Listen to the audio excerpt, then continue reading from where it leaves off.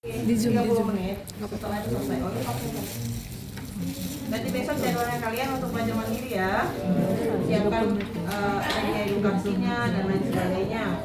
Jadwalnya sudah saya kasih ke Sipen, silakan disesuaikan jadwalnya. Kalau besok insya Allah kalau dengan saya kita mulainya jam 8. Tapi nanti sekitar jam 1-an kayaknya dengan saya istirahat 1 jam karena ada uji skripsi soalnya. Oke? Kita mulai. Bismillahirrahmanirrahim. Assalamualaikum warahmatullahi wabarakatuh. Waalaikumsalam warahmatullahi wabarakatuh. Dan selamat siang teman-teman semuanya. Mohon maaf karena terlambat 30 menit naik tadi. Dan alhamdulillah tadi Bu Nira udah bantu saya untuk IVA ya, karena tadi saya sempat ke rumah sakit dulu karena anak D3 ada yang harus ujian di staf semester, jadi harus ke sana dulu.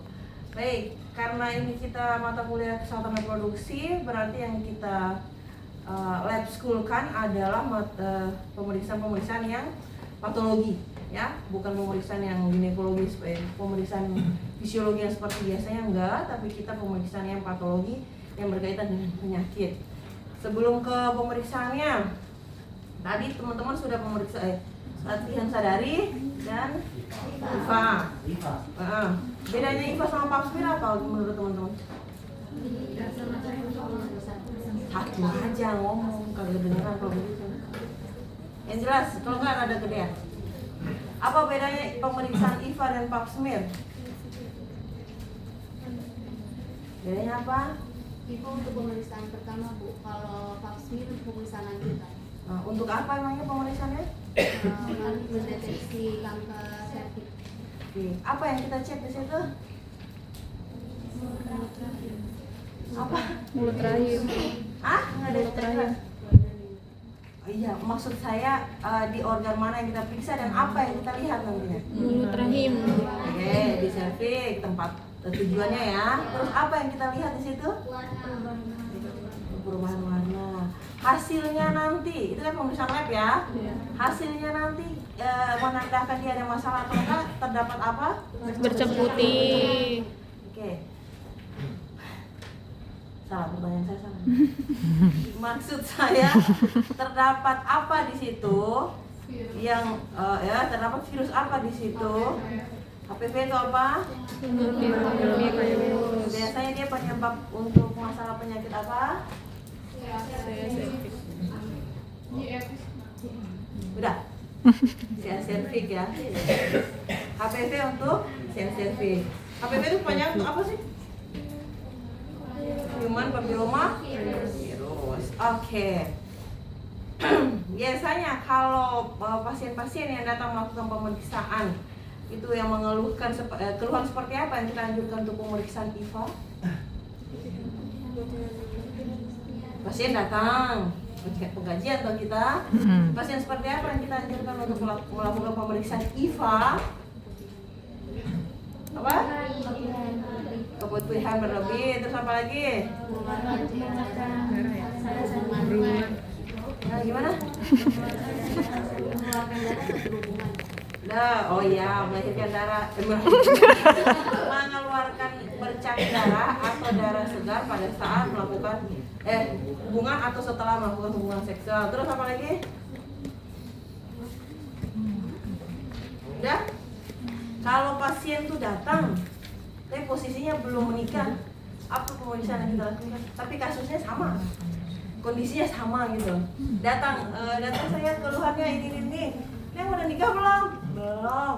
Kita apa ya? Maksud saya kita tetap melakukan pemeriksaan itu IVA. Saya nanya IVA ya. Atau kita harus gimana? Menurut kalian?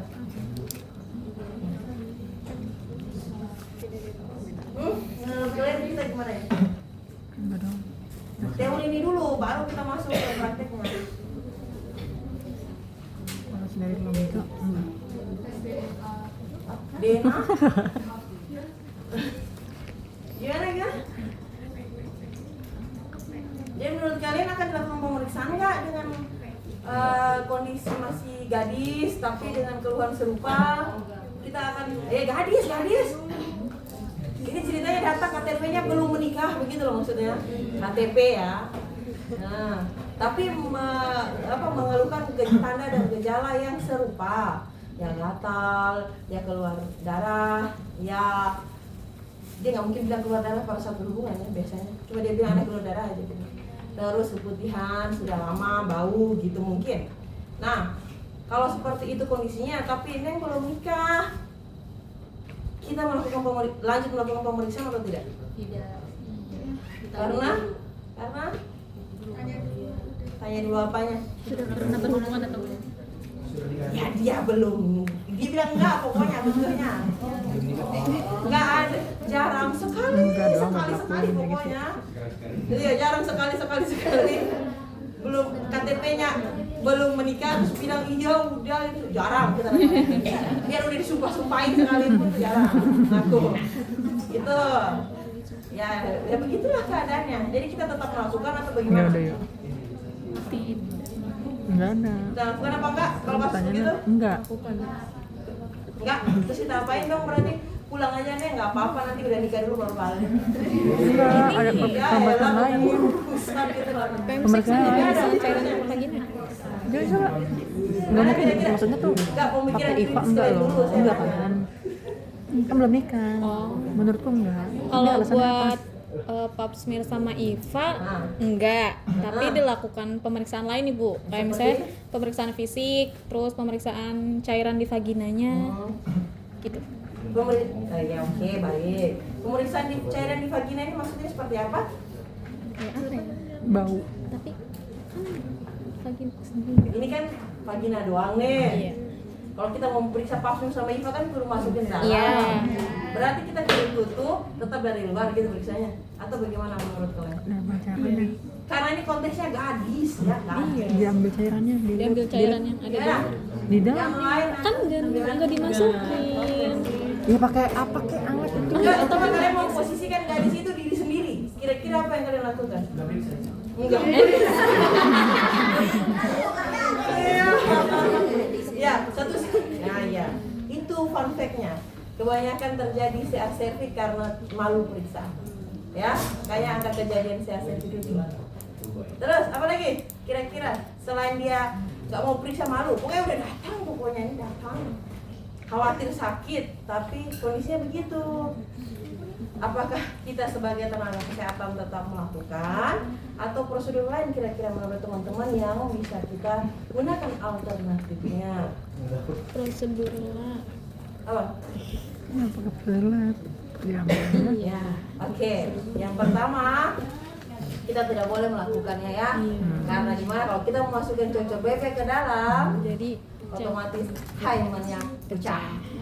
Ya, tadi bilang belum kawin ceritanya begitu.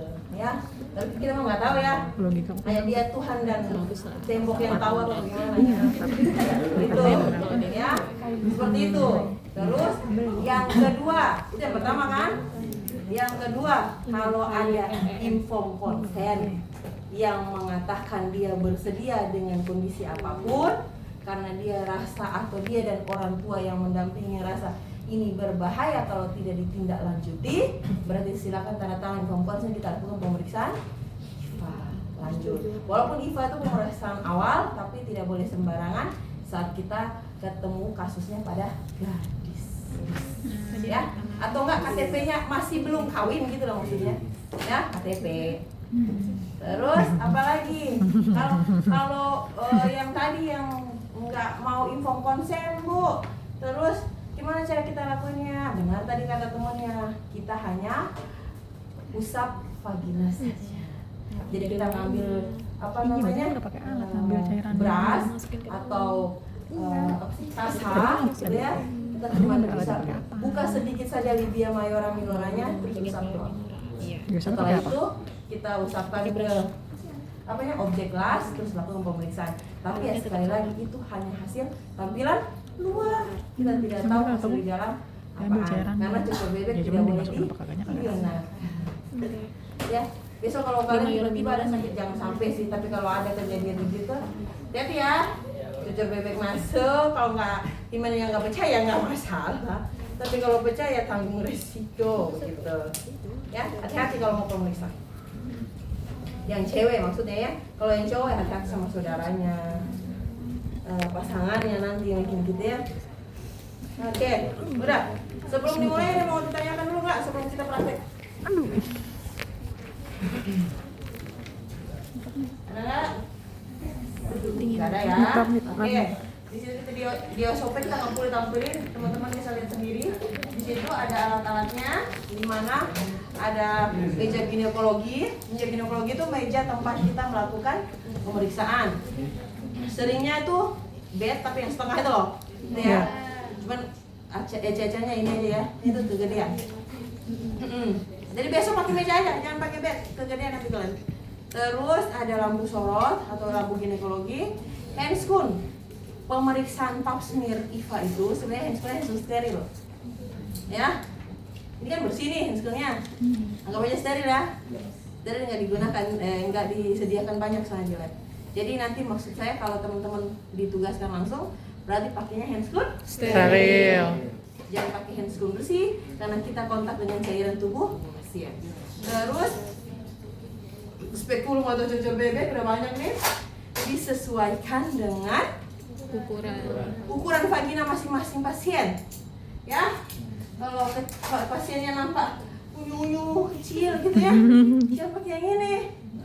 Jadi yang kasihan, ada yang kecil, gitu ya, ada ukurannya. Tapi pun terpaksa kalau ternyata ada ini ya diusahakan lah gimana caranya biar nggak sakit gitu ya. Saya sangat rindu sekali kalau cocor bebek itu mas. Terus ada tampon tang, mobil tang, ada. Ya, dua. Terus kapas cebok untuk bersihkan di awal udah. Terus brush, sikat atau spatula air ini yang dari tadi nggak ada. Beras apa sih? Beras. Ini brush, ujungnya kayak sikat kecil. Tujuannya untuk pemeriksaan di mana? Di bibir. Yang masuk ke dalam serviknya, ya. Di mulut rahim lain, ini masuk ke dalam.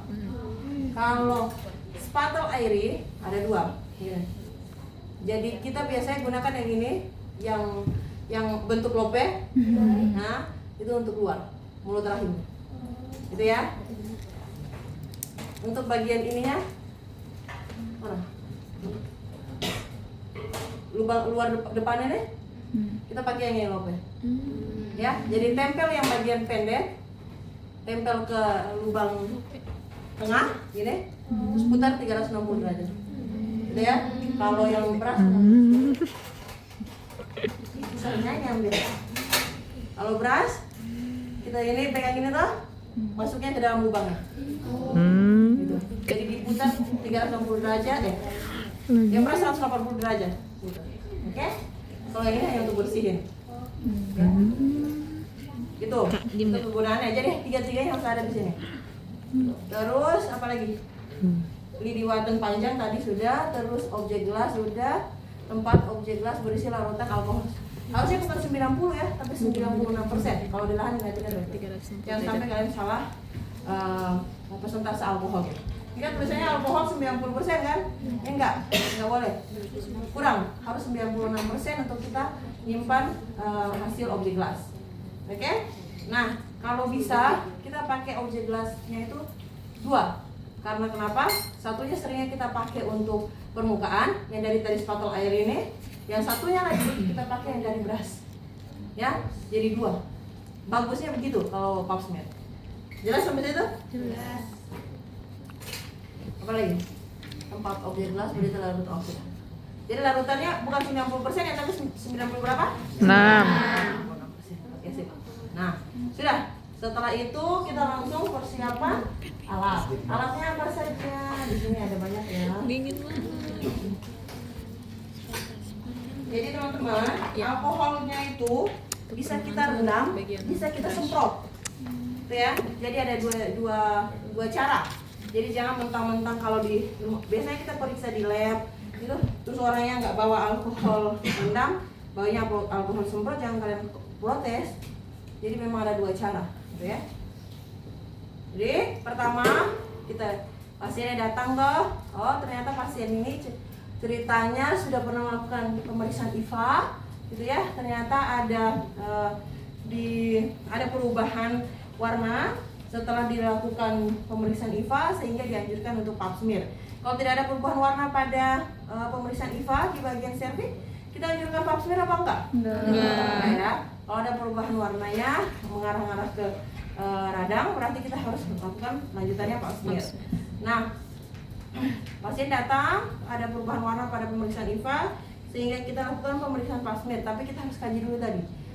Betul dia ini sudah menikah gitu ya, atau janda, terserah, pokoknya sudah pernah melakukan hubungan seksual, terus ada keluhan keputihan yang berlebihan, gatal, dan lain sebagainya gitu ya, warnanya berubah dan ada bau, berarti kita lanjutkan untuk pemeriksaan pap smear.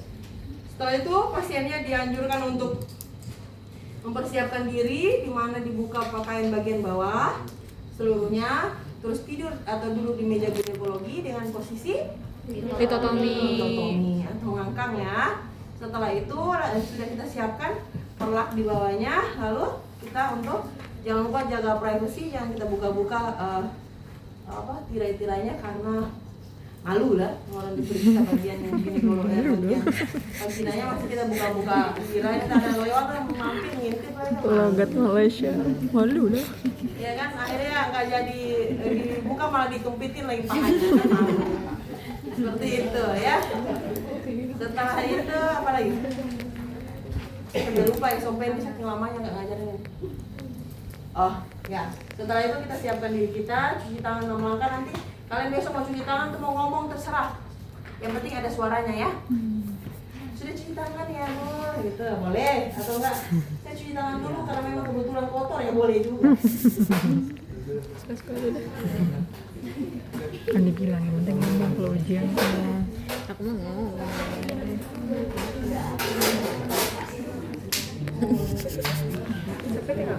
Bukan sempit, kram.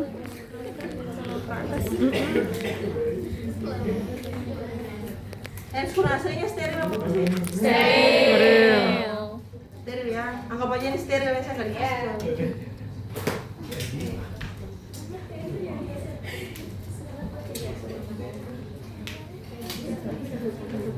Ingat besok belajar mandiri disiapkan, jangan pas hari ujian kalian nyeker karena ada ujian ulang untuk S10, terutama yang tindakan. Nah, kalau edukasi mah ya tergantung cara teman-teman ngomong. Kalau ngomongnya sesuai ya ngomong. Nah, oke. Setelah kita pakai sarung tangan gitu kan ya, terus kita udah pasang mana? Nyalain lampu ginekologi dulu, jangan lupa. Bisa ngadep sini apa? Lampu ini biasanya posisinya di belakang kita. Mantap videonya. Lampu ini nggak kelihatan. Nah. Jadi bagaimana biar kalian tahu juga apa yang saya lakukan? Mana ya? Pertama kita ambil untuk spekulumnya ya. Spekulum atau cucur bebek. Cucur bebek Mau ke belakang nggak? kita masukkan Belakang pertama. aja yuk. Tadi Sendiri Iva tuh. dipakai gel apa enggak? Pakai. Harusnya pakai apa enggak? Pakai. Kenapa? Biar licin. Biar mudah kenapa? Masuknya nggak mudah. Salah. Pada saat pemeriksaan dalam tidak boleh menggunakan gel. Ya, karena kita akan mengganggu hasilnya. Tadi katanya pakai. Tuh. Iya, Jadi tadi dibilang, tadi vaksinnya dibilang pakai. di SOP tidak menggunakan gel. Nanti kata bahasa Indonesia Iya pakai. kan? Iya, Jadi biar gimana? nggak seret. Ya bagaimana? Memang begitu kondisinya. Gitu ya. Di situ Jadi, tapi kita masuknya secara perlahan, betul. Di situ. Pegang spekulum di tangan. Mana? Pegang spekulum di tangan mana? Kiri apa kanan? Kanan. Tangan kanan atau yang dominan dengan si pemeriksa. Setelah itu posisinya tertutup, bukan terbuka ya. Tolong banget jangan masukin dalam posisi begini. Kagak bisa masuk ya. Tutup, pegang yang tangan dominan seperti ini.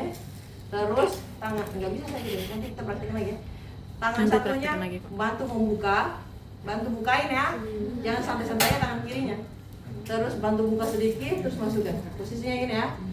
Masukin gini. Terus tapi pelan-pelan saja. Sungguh ini sangat Enggak ngilu. gas banget emang enggak? Oke ya. Ganas Terus banget. masukin aja pelan-pelan. Robek tuh rasanya. Jangan salah masuk ya, harus kudu lubang vagina ya. Terus masuk, Lubang bola. terus sampai kalau sudah rasa mentok, langsung Putar. diputar. Ini pentumnya ala kadar banget ya. Kebuka semua jadinya Pak. Nah, setelah diputar kan dia udah begini posisinya kan, baru kita buka pelan-pelan juga. Tolong, ini ngilu banget karena kena organ di bagian dalam. Ya kita udah buka pelan begini kan, udah kelihatan ini bulatan sertif di depan, baru kita kunci. Oke, kuncinya ini ya, kunciannya.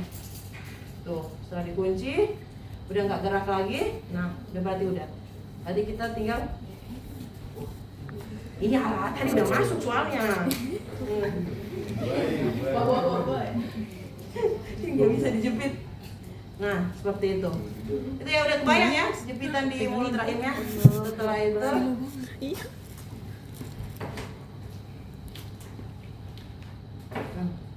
bulat-bulatnya yang dijepit.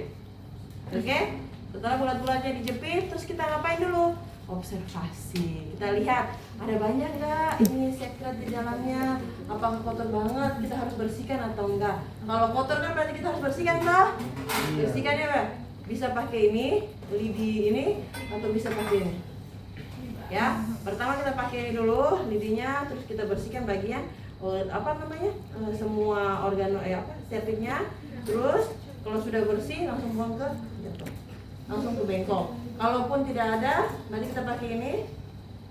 Terus kita harusnya ini udah nggak gerak ya, tapi ini pentum jadi gerak ya. Nah. Pakai tampon tang seperti ini. Masukin. Masukin ya. Setelah bersihin, terus buang. Ya. Ingat kalau sudah masuk ke dalam ini jangan dimasukin lagi ke stand steril. Ya, taruh aja di sini. Biasanya kan ada bungkusan handscoon steril, taruh di atasnya.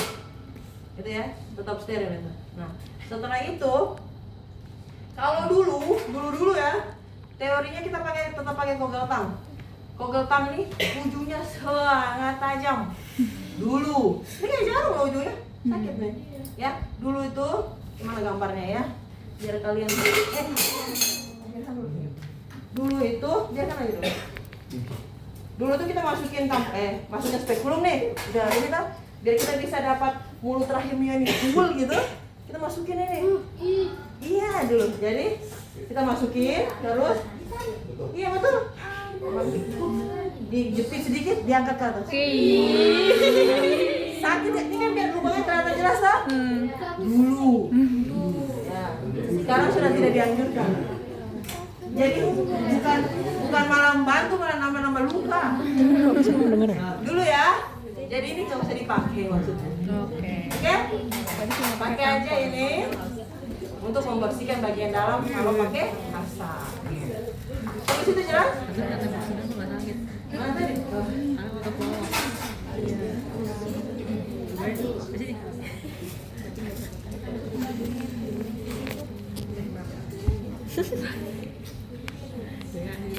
Nah, kalau kalian baca SOP yang nomor 15, jepit porsio dengan kogel tang. Itu yang tadi saya tunjukin. Nah, skip aja. Ya, terus pokoknya udah masuk kan kalian udah lihat nih, udah bersihkan tadi. Nah, selanjutnya ngapain? Berarti kita langsung gunakan Brush. Airi. setelah ini dulu dong, bagian luar dulu toh. Nah, setelah itu baru kita masukkan sama ya. Yang nyentuh bulat-bulatannya itu yang kecil, yang pendek. Yang di luarnya itu yang panjang. Jadi sentuh bagian lubangnya baru putar 360 derajat. Gitu ya. Masukin, saya nggak bisa ngeliatin dari sini soalnya. Terus putar 360 derajat. Terus langsung kita ngambil apa? Objek gelas. Objek gelas yang mana tadi? Objek gelas. Satu kali satu kali saja, ya. Mau satu kali ini itu satu kali di sini boleh, tapi yang penting ini yang berbeda. Kan ada dua kan, dua sisi. Iya. Satu sini boleh. gitu ya. Ini langsung buang ke bengkok dulu, terus langsung kita masukkan ke dalam alkohol. Langsung masukin ya, nggak boleh tunggu dulu. Ini berarti belum boleh masuk ke dalam alkohol. Kita semprot atau kita rendam dengan alkohol 96%. Langsung terus taruh, ya kan? Nah, yang kedua berarti kita pakai brush. Brush masukin ke lubangnya tadi lah. Putar 180 derajat, masukin. Terus di lubangnya masuk sedikit, terus putar 160 derajat, 180 derajat maksud saya. Terus ambil lagi brushnya apa namanya? Oke, gelas, putar juga satu. Udah. Terus ini masukkan juga ke disemprot atau direndam dalam alkohol 96 derajat. Derajat. Oke, ini langsung buang ya, karena tidak boleh digunakan kembali. Setelah itu langsung lepas kita cocok bebeknya, dibuka dulu kunciannya. Setelah ditutup dulu, setelah buka kuncian ditutup. Nah, ditutup, terus terus baru buka, selesai. Ibu yang ininya tadi kemarin Di bengkok. apa? Taruh di bengkok. Di bengkok? Yakin? Disinfektan. Jadi kurangnya di sini besok tolong sediakan satu baskom kecil, kita tempat naruh ini dan ini. Ya. Karena ini kan yang kita pakai lagi. Ya. Kalau ini kan kita buang. Jadi nggak pakai lagi, harus ke desinfektan buat kita matiin kuman-kuman bakterinya, seperti itu ya. Nah, yang ini hasil pemeriksaannya tadi langsung kita bawa ke lab patologi anatomi gitu. Biasanya kita tunggu waktunya berapa lama? 1 minggu, kurang lebih 7 hari. Menit 1 sampai 2 kurang lebih 7 hari baru muncul itu kalau untuk pasnya. Oh iya salah, tadi kan kalau IVA kan cepat ya, langsung muncul kan. Pasnya enggak ya, pasnya bisa sampai 7 hari baru muncul. Karena kita harus ke lab patologi. Enggak, aku sekarang mau lihat. Jadi kita nggak bisa membacanya, ya harus orang lab yang membaca. Tapi yang ambil sampelnya kita. Oke, seperti itu. Setelah selesai, sekarang kalau gimana? ada kotor-kotor kita bersihkan dulu. Dengar. Apa namanya? Kita bersihkan bagian luarnya pada jalan lahir ibunya, terus sudah buang, kita bersih-bersih dan silakan ibunya untuk merapikan diri, kita cuci tangan, selesai. Udah. Pap smear hanya seperti itu saja. Oke, ada yang mau ditanyakan?